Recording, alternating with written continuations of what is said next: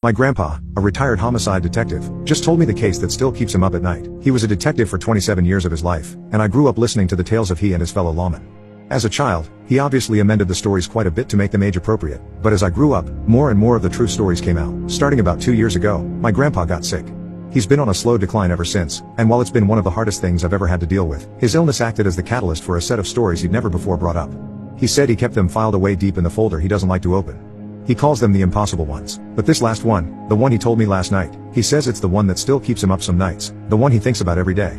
He said he's looked over the case files more times than he can remember, done a full re-examination of it all more times than he can remember, and it never makes any more sense.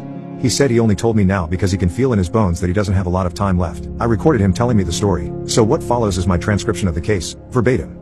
I've only excluded his coughing fits and any off-topic remarks made during the telling of the case. The case was a murder/kidnapping. At least that's what it looked like, and it was me and Olson. I've told you about it. There was a family, the Nabels. There was Benjamin, the husband, Jennifer, the wife, and Katie, their 6-year-old daughter. One of their neighbors had gone out for the paper around 6 a.m. and saw the Nabels' front door wide open. When she went over to see if everything was okay, she saw the wife's body. The neighbor called 911 and eventually we were sent over there. Now, when I say there was no outward signs of a struggle, I mean it. There was no sign whatsoever that anything had happened, well, except for the dead body. But even her body, there were no wounds, no marks of any kind. I'm getting ahead of myself. On our way to the house, it came over the radio that the husband and daughter were unaccounted for. If you're thinking the husband did it, we did too, obviously. Problem was, both the family's cars were still in the garage. So we think they might be on foot. Some officers canvassed the neighborhood, and no one had seen them, including 2 neighbors that were on their porches for hours starting in the early morning. No one had heard any kind of commotion coming from their house, either. I mentioned the wife's body. She didn't have a hair out of place. She was on her back in the kitchen, about a third of her upper body was under the table. We found out after the autopsy that, well, she'd just died. There was no cause that they could find.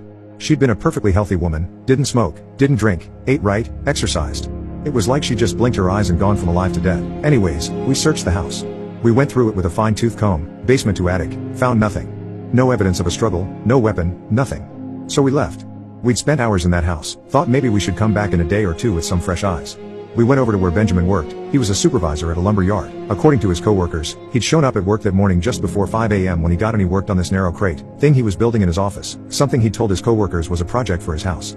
According to the other morning supervisor, he'd only built about half of the thing. Around 6:15, he said he was running to the bathroom, and that was the last anyone saw him. They never saw him leave. While we were at the lumber yard I realized I'd left my notes at the house. We drove back over there, and we got there while they were taking the wife's body away. As soon as we walked in, the stench hit us like a bus. It was what a newly discovered but long dead body smells like. We knew it obviously couldn't have been the wife. We asked a few of the officers and forensics folks that were still at the house what the smell was, and they told us that it had only started a few minutes before we'd gotten back there. I'm not exaggerating when I say the smell was everywhere in the house. I've smelled some dead ones before, but this smelled like every wall in the place was lined with bodies. Pretty quickly, we found that the smell was strongest leading up to the attic. Now I told you before, we checked the attic. I checked it myself probably 5 times. But we went back up, me and Olson. I was up the little pull-down ladder first, and when I poked my head up I saw something. I saw a piece of wood, like a box, a crate. It was shaped kind of like a rifle case. Maybe 3 feet tall, 2 feet wide, maybe 6 inches deep, rectangular. It was standing straight up, and there was blood leaking from it. We called the photographers and all the people in there, they all do their thing, and finally they pull out all the nails and open the box. Out falls the husband. Think about that. This guy was maybe 5 feet 10 inches, 140 pounds, and he was put in a 3 foot by 2 foot by 6 inch crate. His bones were just a mess. His insides, all his organs, they were flattened. They were just, wet, squishy pieces of fabric, almost. He was stuffed in there like, I don't know what like. He was just a rectangle of blood, skin, and parts. His skin had the discoloration of a body that had been dead for about 2 weeks, which obviously didn't make sense since they'd seen him at work that morning. He was also missing his eyeballs. We were standing there trying to rationalize the whole situation when something caught everyone's ears at the same time. A little girl's voice, calling out for help. What followed was a sequence of all the people in the attic, and the rest of the house, and the people out on the lawn, and the few people that were standing on the other side of the yellow tape, all saying some variation of the phrase "it sounds like it's coming from over there." Problem was, every single person swore they heard it coming from a different direction. Me, I heard it from right above me. No kidding. The first time I heard that little voice say "help me," I looked straight up, right up to the rafters. Of course she wasn't there. It was just my brain's response to where it perceived her voice as coming from. We had to listen to every one of these people tell us where they thought they heard her voice coming from. People swore up and down they heard it coming from the kitchen cabinets, the bedroom closets, the refrigerator, the tank behind the toilet for God's sake. People on the street said they heard it from underneath cars, behind trees, on the sides of the houses next to the Nabels. Everyone heard her voice for about a minute and a half, 2 minutes tops. And then it just stopped. About 2 weeks after that day, the wife's sister had a funeral for Jennifer. It went fine, they buried her, all that. The husband's remains were cremated not long after that and put on display in a different part of the cemetery. I don't remember exactly when it happened, but at some point over the few weeks after he was cremated, someone stole his urn. It was missing for about 6 months, and then one day we get a call, find out a groundskeeper at the cemetery had called in. The wife had been dug up and posed like she was leaning against the grave, just relaxing. She had the urn in her hands, but it was wrapped in skin. Well, they tested it, and it was the husband's skin. They'd pretty well reconstructed the man after he poured out the crate, and he hadn't been missing any skin. And remember I told you his skin was discolored? Well, this skin was perfectly preserved. And inside the urn? With his ashes, there were 3 eyeballs. Only one of them was the husband's. It's been, 22 years. I still hear that girl's voice calling out sometimes. And I don't mean my memory or mind is playing tricks on me. Ask your grandmother, she's heard her. The same 6-year-old voice. And then, I remember it was May 12, 2007. I was going to pick up a pizza for us. I saw that girl. I saw Katie Neville.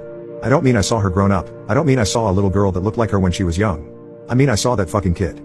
She was standing outside the Walgreens right by our old house, crying. I pulled over and got out of the car, and I started to walk up to her.